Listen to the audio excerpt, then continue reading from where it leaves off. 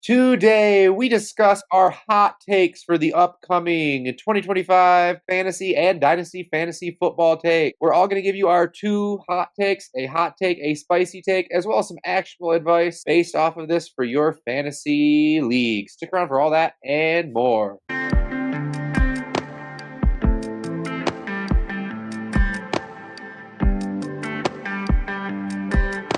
And welcome into the Dyno Construction Podcast. Justin, David, JP got the band back together. We're on a mission for God. It's something about it's dark, wearing sunglasses. I don't know. Anyways, you know where I'm coming from with this, David and Aldo? Little Bruce Brothers? No. Oh, okay.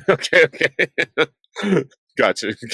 Anyways, we're going to be doing hot takes here today. If you have not hit that like and subscribe button, would love to do it. Otherwise, we're just going to kind of hop right in, right? Hot takes are fun. One of our favorite episodes to do every year. David, start us off with your first hot take. All right, we're starting off strong here, I think. Hopefully. My hot take number one, Saquon Barkley finishes outside the top 5 running backs in total points. Now, I know it's kind of a caveat going total points instead of points per game, but a lot of what I'm about to talk about kind of expects not just a dip in production, but probably some missed time. Like, I'm not wishing that on Saquon at all. I hope that he plays the whole season and, he's fun and everything. Don't get me wrong. But he's just had such a high workload over the last few seasons. So last year, he had 482 touches, counting playoffs. And Gary Davenport, someone who I think most of us we've talked about before, but we follow on X, eclipsed 370 touches. That's typically an indicator that you're going to see a dip in production next season. A bit of analysis that I liked that kind of backs this up was done by Jeff Blaylock. I'm going to probably post a link to his thread on X because it was really well done. It was really well thought out. He looked at over 2 seasons, and that threshold was 600 touches. So he had 770 touches over the last 2 seasons, Saquon. Not only that, but this is his 3rd consecutive season entering the season over 600 touches in the previous 2 years. So now it's possible that he's just an exception to the rule, and he's going to continue his trend of playing well through this. I'm kind of wondering if, 3 seasons in a row, is it, I believe, that he has had this kind of workload. I'm wondering if it's going to catch up to him.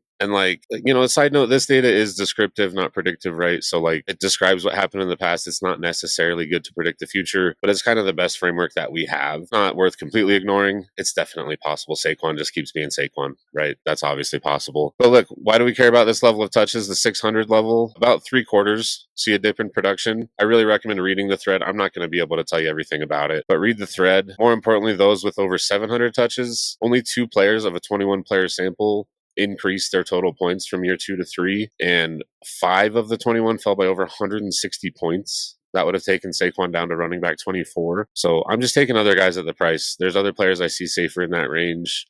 Mid first, early first. Yeah, I'm going to avoid Saquon. He kind of scares me this year. It's definitely possible that he's missing time this year with that workload, like you mentioned. I mean, the market still thinks he's going to do what he did last year. I mean, he was the best running back in the league last year. The offensive line, it's good. I think they've had some injuries on it, and I think they could be a lot more pass heavy because if you look at their schedule last year, it wasn't that strong. They were blowing teams out. So I think that's also in the favor of your argument that they're probably going to have to throw the ball more.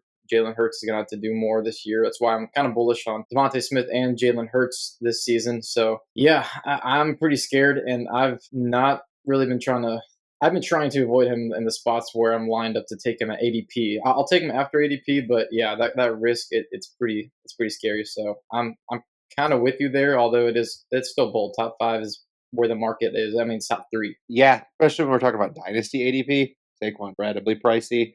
I think when you bake this potential risk, which I don't think this is crazy risk, especially when you say total points, the injury risk, as well as just regression risk, up-and-coming young RBs risk, just the multitude of different variables. And he's old, and older RBs can, even without the workload, potentially decline, even though we do agree Saquon definitely is different. So can't disagree with your logic at all here. Going to move on to my hot take. My first one, T-Mac, Tet McMillan, Carolina wide receiver. Last year, I had a bad hot take about a Carolina wide receiver. That was Deontay Johnson. I thought he was going to be a top 24 wide receiver. And my reasoning for why he was going to be a top 24 wide receiver was because of, rewind back a year, we just saw Adam Thielen do great things down the stretch and early on in the season, right? Adam Thielen had a good season. not last year, a year before, right? There was all this opportunity, a offensive coordinator that we like in Canales here, or head coach, but previous offensive coordinator. The opportunity was there, and last year we saw it. We saw Deontay Johnson have good games before he just went off the rocker. And we had this weird Xavier Legette, Jalen Coker phase on the team, right? Where both of them were getting opportunities, but neither of them were able to really separate, but they both got the target share potentially, right, on and off between the two. And when Adam Thielen came back healthy, he won me some money. He won me some championships, right? There's whoever that targeted wide receiver is, the guy that they run this offense through is, it's a fantasy viable and it's a wide receiver one position if it's just a decent wide receiver. And that's even with Bryce Young throwing the balls, with Andy Dalton, whoever's throwing the ball, right? We've seen it be okay. They're able to run the good offense. And I have no doubt on the talent of Tet McMillan, T-Mac here, that he is going to be able to get open. They're going to scheme him open. They're going to move him around. He's going to be in the slot some. He's going to be an X some. And I just think it's a pretty reasonable path for him to be a wide receiver one. Of course, it's still a hot take. It's the high-end outcome.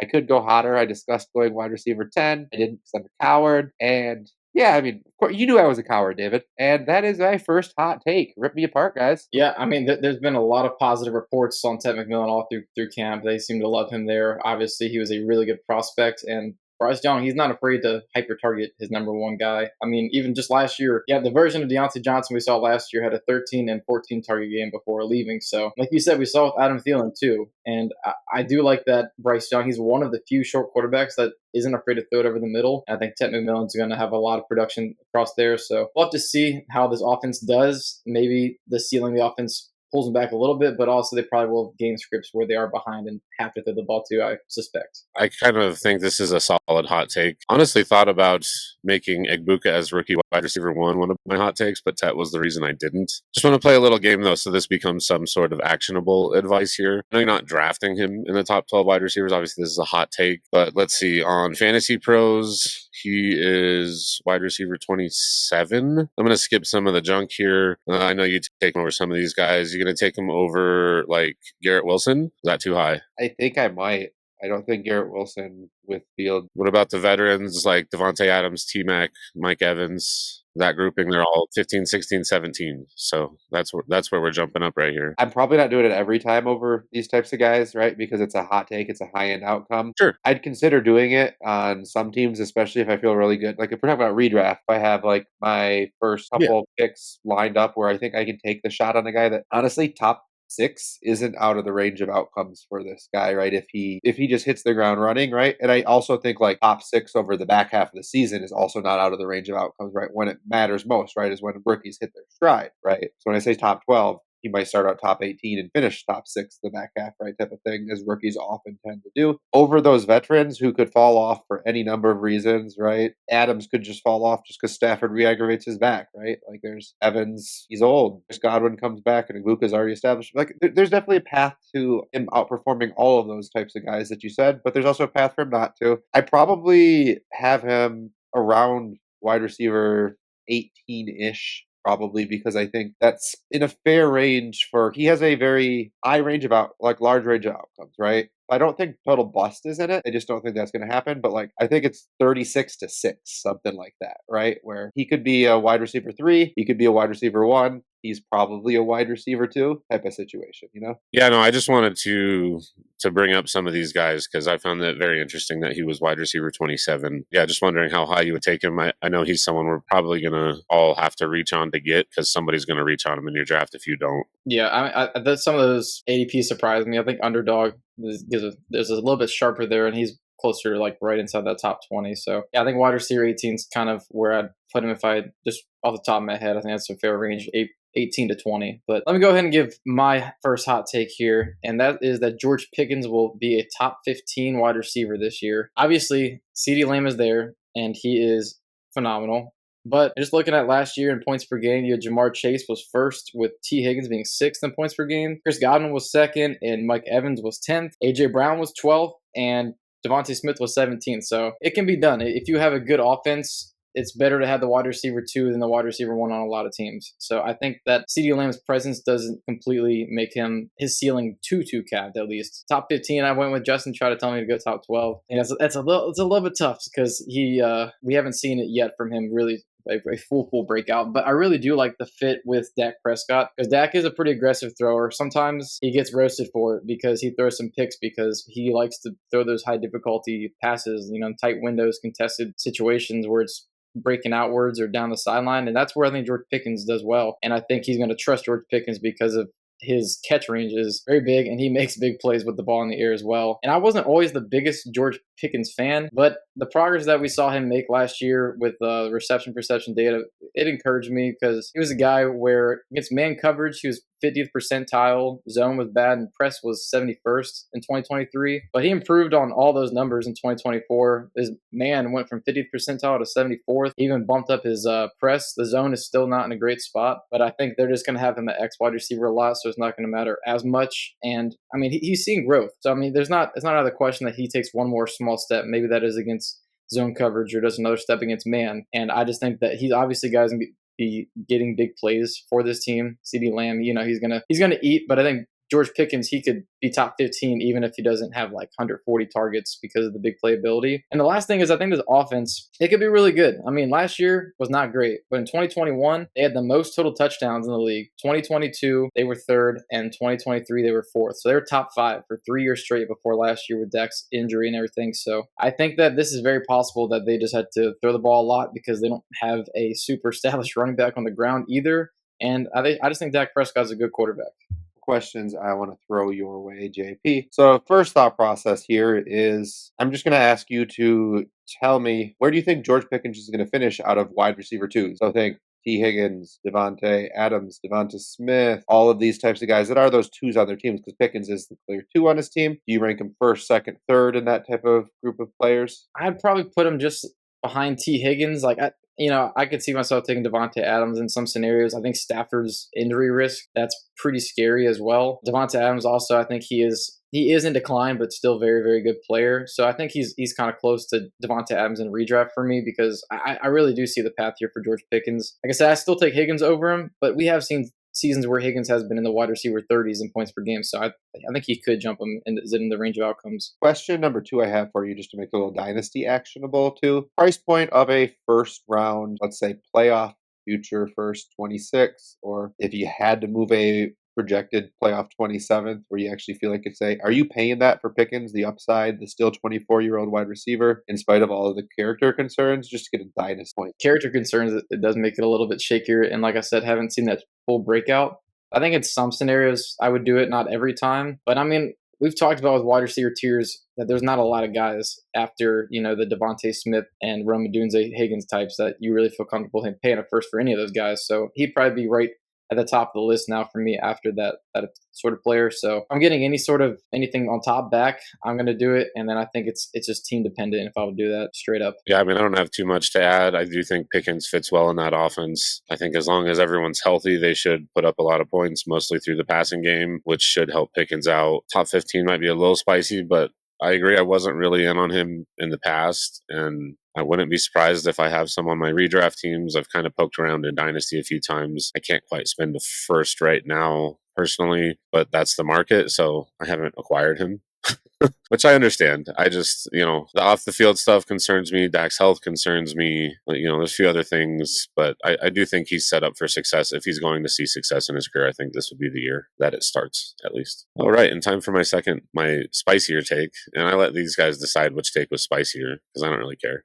Marvin Harrison Jr. will become a tier 1 dynasty wide receiver by the end of this season. What exactly implications that has on redraft, I'll let you decide. Probably takes like a top 3 to 5 season, both total and points per game, I would guess. You guys agree with that real quick? Yeah, I think in order to be up there, he's got to be top 5, 3, top 5. Just depends on where that points per game mark is, right? If it's a very down scoring, at least 18. Probably more like 20 plus. If it's 20 plus, he'll do it for sure, in my opinion. But look, he was a disappointing rookie, mostly because his expectations were so high. He didn't have a bad rookie season for a rookie wide receiver. His stats lined up pretty well with his father. He had 11.6 points per game. Megatron had 10.6 in his rookie year. AJ Green 13.3. D-Hop 8.9. So I just mentioned some guys that have gold jackets, right? Marv could still do that. He's had some great camp hype. All the news out of it seems to be positive.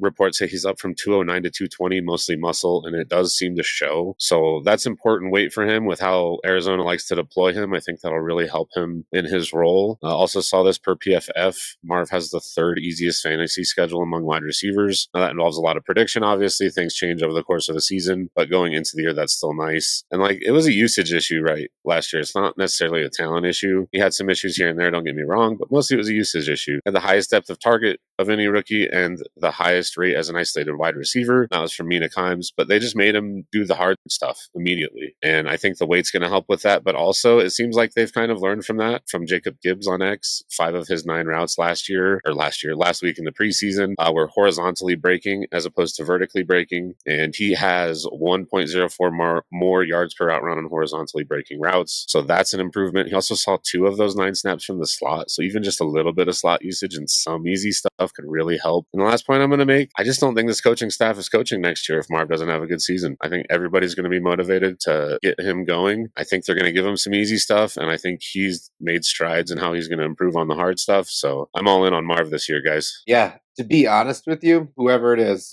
doesn't matter.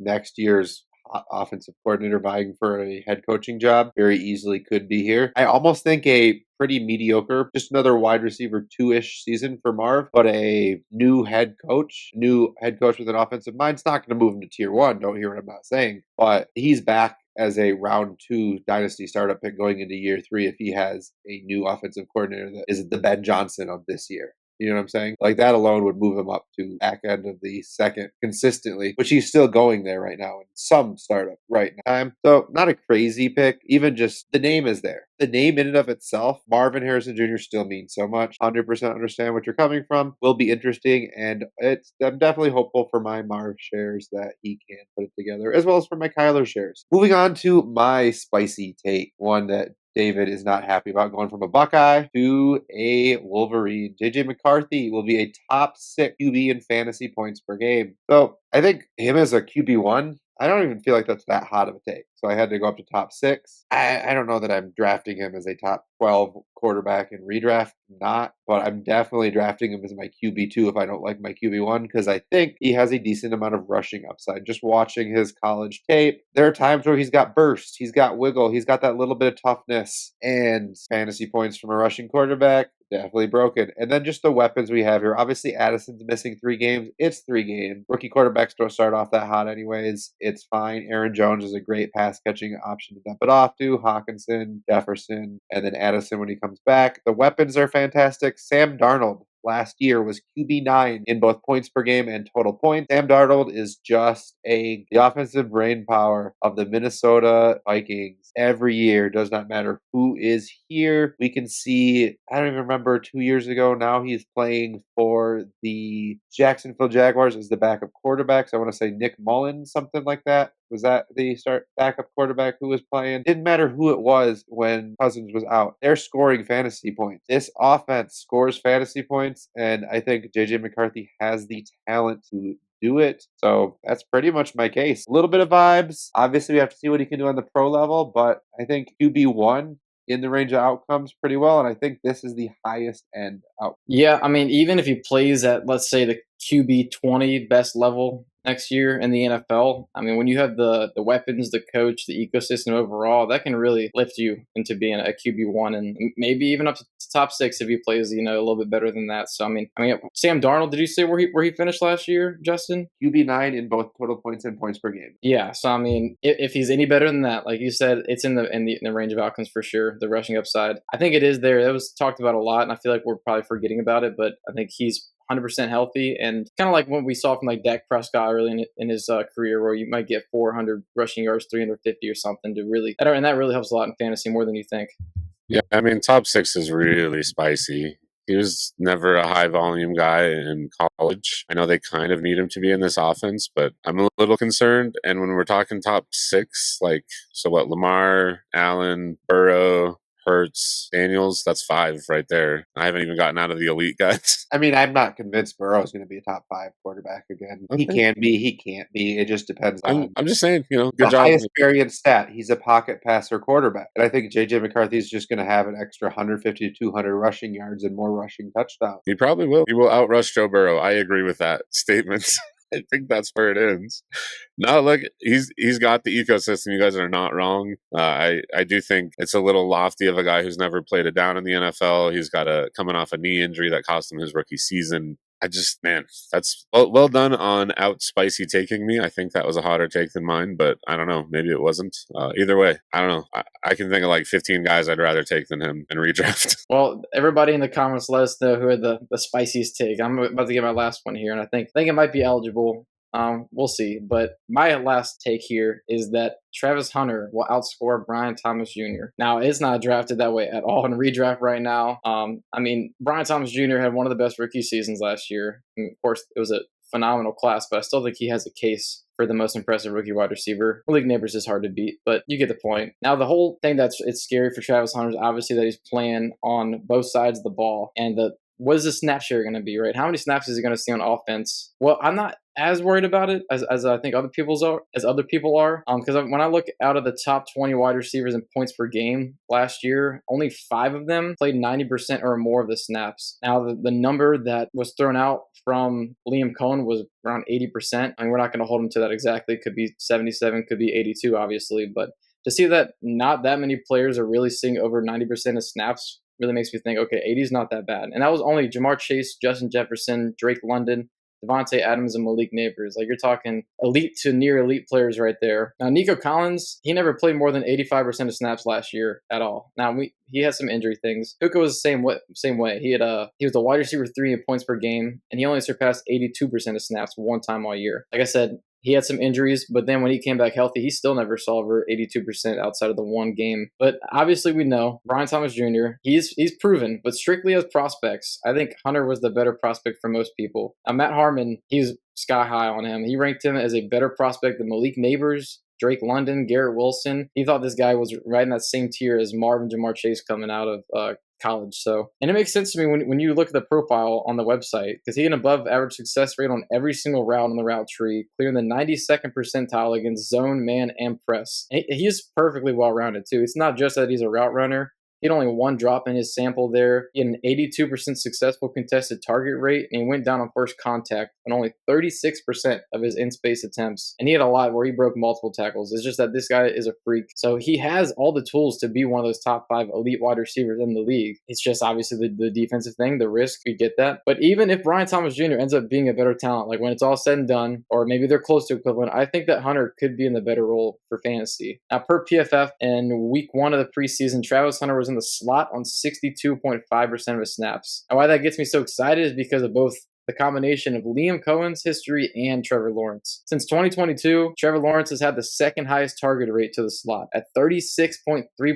That's only behind Jameis Winston. He provided a top 12 fantasy season for freaking Christian Kirk. And also Evan Ingram was second in targets per game in 2023. So he likes throwing to that underneath area. And he also is at the top of the list and targeting his first read. That is Trevor Lawrence. I just think that really bodes well for Travis Hunter. Liam Cohen, he got a career best season out of Chris Godwin last year from the slot. Chris Godwin also had a 38% first read target share from the slot. So I just think that in this offense, Travis Hunter could see more targets than Brian Thomas Jr. because of that role and being the X wide receiver. Higher difficulty throws for the most part. So, I mean, he's a stud. So he's going to be great, I think, too. But honestly, I think Travis Hunter, he could just break out and be in that Chris Godwin mold and to the Mike Evans in that offense. But obviously, we have to see if he is that good in the NFL. But I honestly could see it happening. I wouldn't be super surprised, but obviously the market is not there at all. So I think it's pretty spicy still. Yeah, definitely a hot take there. I actually thought about making this one of mine before we started talking.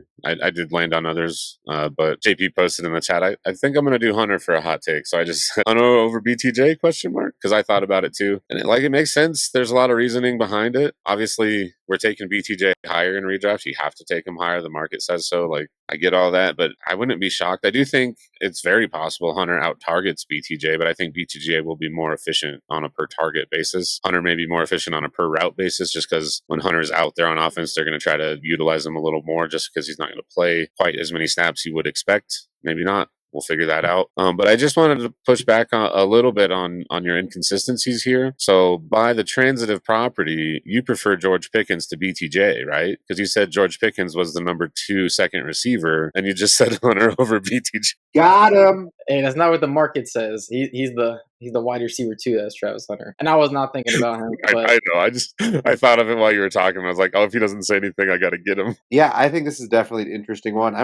I have a bit of both of these players. I have 3-ish shares of BTJ, and I think I have 5 shares of Travis Hunter. All in all, with that 5 shares of Travis Hunter, I'd be pretty darn happy if this happens. Be pretty great. I do think if I had to pick, I don't think I'd pick it for next year, but maybe 2026, that this is one of the most likely wide receiver rooms to have 2 wide receiver 1 over the next 5 years. These are phenomenal talents. Assuming Lawrence can support them, I guess, is the only question.